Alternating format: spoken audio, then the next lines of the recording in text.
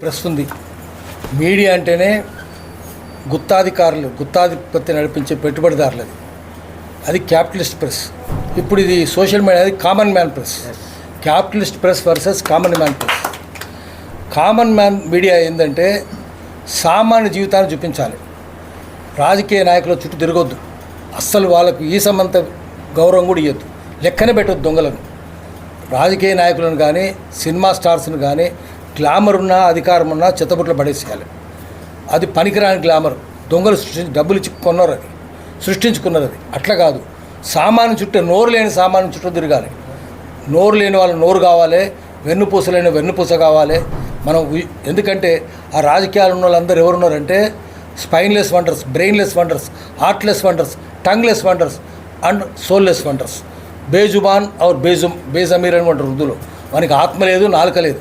అటువంటి వాళ్ళు వద్దు మనకు. వాళ్ళని పట్టించుకోం. పూచిక పిల్లల్లో కూడా ఏం రాజకీయ నాయకులకు. ఎందుకంటే అందరూ దొంగలు, క్లెప్టోక్రాట్స్ కాబట్టి.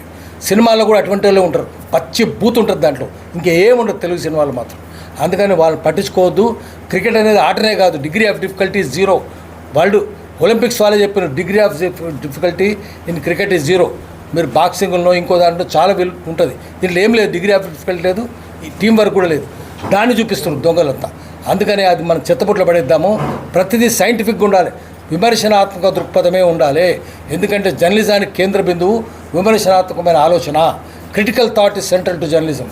క్రిటికల్ థాట్ చూడాలి. నల్లని అన్ని నీళ్ళు, తెలియని పాలని నమ్మొద్దు. నమ్మితే జర్నలిజమే కాదు. పలానా మందు పనిచేస్తుందని చెప్తే అది ల్యాబ్లో పెట్టి చూపించి మాకు మీ క్లినికల్ ట్రయల్స్ చేసినవా లేదా, ఎనిమల్స్ మీద వాడినవా, హ్యూమన్ వాలంటీర్స్ మీద వాడినవా, గుడ్ మ్యానుఫ్యాక్చరింగ్ ప్రాక్టీస్ ఉన్నాయా లేదా అని ప్రశ్నించి మీకు ఎక్కడున్నాయి, దీని ఇన్స్టిట్యూషన్ కానీ, ప్రొఫెసర్ కానీ, పేషెంట్ కానీ పార్టీగా చేసినవా లేదా అని చెప్పి ప్రశ్నించేటట్టుగా ప్రతిదీ అట్నే ఉండాలి. సైంటిఫిక్ ఎవిడెన్స్ మాకు చూపించండి అని చెప్పేటట్టుగా ఉండాలి. ఏది గుడ్డిగా నమ్మనే వద్దు. అట్లా పీపుల్ సెంట్రిక్ జర్నలిజం రావాలి. People centric journalism, critical thought centric journalism అట్లా ఉండేటట్టుగా జర్నలిజం డెవలప్ చేద్దాము. అదంతా మాఫియా మొనాపలి ప్రెస్. అది గటర్ ప్రెస్. గటర్ అంటే దుర్గంధం దాంట్లో ఉండేది. గటర్ అంటే మురికి కాలువనే దాంట్లో ఉన్నది. గటర్ ఆర్ బటర్ అంటే మస్కా కొట్టుడు అదొద్దు మనకు కావాల్సింది మనము ప్రజల చుట్టూ, ప్రజల నాలుకగా ఉండాలి. అటువంటి జర్నలిజం పేదోని నాలుకగా ఉండాలి. పేదోని నుట్టూర్పును దానికి యాంప్లిఫైర్ పెట్టి పెద్దగా వినిపించాలి. పరిపాలకులు సెక్రటరియట్లో పడుకున్న వాళ్ళు లేదా ఫామ్ హౌస్లో పడుకున్న వాళ్ళు చెవుల బద్దలు కొట్టేట్టు ఉండాలి. అట్లా వినిపించి మద్య నిషేధం పెట్టు అడగాలి. మనం ఎందుకు తాగి చస్తున్నారు పోరలు, నార్కోటిక్స్ ఎందుకు వస్తున్నాయి, గంజా ఎందుకు వస్తుంది, నల్లమందు గ్రామాలకు ఎందుకు వస్తున్నాయి, ఏ చదువు ఎందుకు లేదు, విద్య ఎందుకు లేదు, వైద్యం ఎందుకు లేదు, ఆదివాసులు ఎందుకు చచ్చిపోతున్నారు, ఆదివాసుల హక్కు కదా, ఆదివాసి చట్టాలు తీసుకొచ్చి చెప్తాం, ఆదివాసుల హక్కు కదా, నువ్వు అడిగి వాంది కదా. నిజాం కూడా వాళ్ళకి 1,80,000 ఎకరాలు ఇస్తే లాగేసుకుంటున్నారు. వచ్చిన ప్రభుత్వాలను లాగేసుకుని వాళ్ళని బతకనిస్తలేరు. అబారిజినల్ ట్రైబ్స్ వాళ్ళు, ఆ మూలవాసులు వాళ్ళని వాదన హక్కు నీకు ఎక్కడుంటుంది? చెంచులను అక్కడి నుంచి తరిమేసే హక్కు పోలీసునికి ఎక్కడి నుంచి వచ్చిన బయటోనివి కదా, రెవెన్యూడు బయటోడు కదా, వాళ్ళ రాజ్యం కదా. 80,000 సంవత్సరాల నుంచి వాళ్ళు అక్కడే ఉంటున్నట్టుగా ఆధారాలు కూడా ఉన్నాయి. అయినా సరే ఏమంటారు అంటారు, రుజువు చేసి గోండులు అంతే. ఎందుకు తరిమేస్తారు గోండుల్ని? చెంచులు ఎంత తరుపుతారు, కొండరెళ్ళు ఎంత తరుపుతారు, కోయలు ఎంత తరుపుతారు. ఆఖరి పోలవరం కట్టి కోయలు కొండరెళ్ళు 2 లక్షల మందిని ముంచుతున్నారు. ఎట్లా ముంచుతారు? ఇవన్నీ అడగాలి కదా. ఎవరిని ఏ ఛానల్ని అడుగుతున్నదా, ఏ పత్రికను అడుగుతున్నదా? ఎవడు అడుగుతలేడు. ఆఖరికి భద్రాచలం కడతామని రాముడు జై శ్రీరామ్ అని చెప్పేటోళ్ళు కూడా భద్రాచలం ముంచుతున్నారు. కట్టేది సెంట్రల్ గవర్నమెంట్. ఇప్పటికే కళ్యాణ కట్ట మునిగింది, నవగ్రహాలయం మునిగింది, ఆంజనేయ స్వామి గుడి మునిగింది, పర్ణశాల కూడా మునిగింది. కానీ అంతకంటే పెద్ద ప్రమాదం 2 లక్షల మంది కోయిలు కొండలు నిర్వాసితులు అవుతున్నారు. రిలీఫ్ అండ్ రిహాబిలిటేషన్ ప్యాకేజ్ కూడా లేదు. ఫార్మా ఎట్లా తెస్తావు నువ్వు? మూసి శుభ్రం చేస్తానంటే మూసి అపరిశుభ్రంగా ఎందుకు అయిందంటే మొత్తం మూసి ఫార్మా పొల్యూషన్ వస్తుంది. తలకాయ నుండి మాట్లాడుతున్నా, మీరు అడగాలి కదా, గట్టిగా అడుగుతున్నా. ఏ పత్రికను అడుగుతుందా? అడగదు కదా. ఆఖరికి గంగా మైలు కాదు, గంగోత్రి దగ్గర STP ప్లాంట్ పెట్టిరు. గంగోత్రి ఎక్కడైతే గంగ పుట్టిందో అక్కడ సూయేజ్ ట్రీట్మెంట్ ఇంట్లో కూడా కొట్టించండి. చోట పవిత్రమవుతుంది. రామ్ తెరి గంగా మైలి కాదు, రామ్ తెరి గంగోత్రి మైలి. అట్లా అసహ్యంగా ఉన్నది. మూసి కూడా అట్లే మొత్తం దేశంలో పారిపోతున్నాయి. ప్రాజెక్టులు ఎట్లా కడతారు అడగాలి. మొత్తం చరిత్ర జ్ఞానంతో కూడింది అడగాలి. దాన్ని ఏమంటే జ్ఞానంతో కూడిన ఆచరణ ఉండాలి. మనం దానికోసం ఏం చేయాలంటే అమెరికాలో 2019 డ్యాములు కూల్చేసారు. నీళ్లు పారాలి. ఎప్పుడు స్టాగ్నెంట్ వాటర్ తాగకూడదు. తాగితే రోగాలు వస్తున్నాయి. ఫిష్ చచ్చిపోతుంది, తాబేలు చచ్చిపోతున్నాయి, మొసలు చచ్చిపోతుంది. కొట్టి చూడండి ఉంటుంది, నెట్ల కూడా కొడుతుంటుంది. 2019 డ్యాములు కూల్చి పారేస్తున్నారు. యూరోపియన్ యూనియన్లో కూడా కూల్చేస్తున్నారు. ఇక్కడ కడుతున్నారు.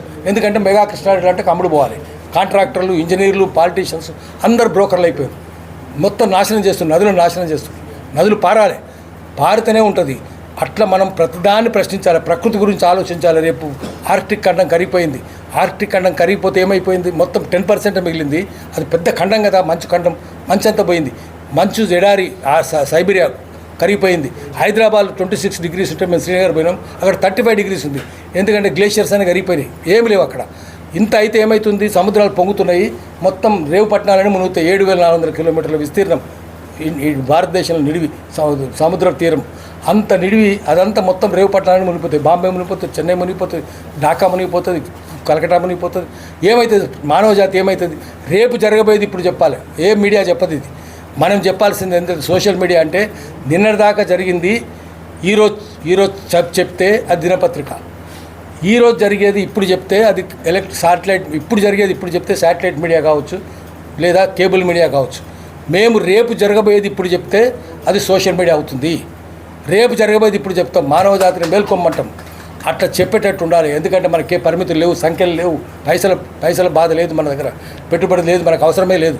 కాబట్టి మనం రేపు జరగబోయేది ఇప్పుడు చెప్పి ప్రజల్ని హుషారుగండి అని చెప్పాలి.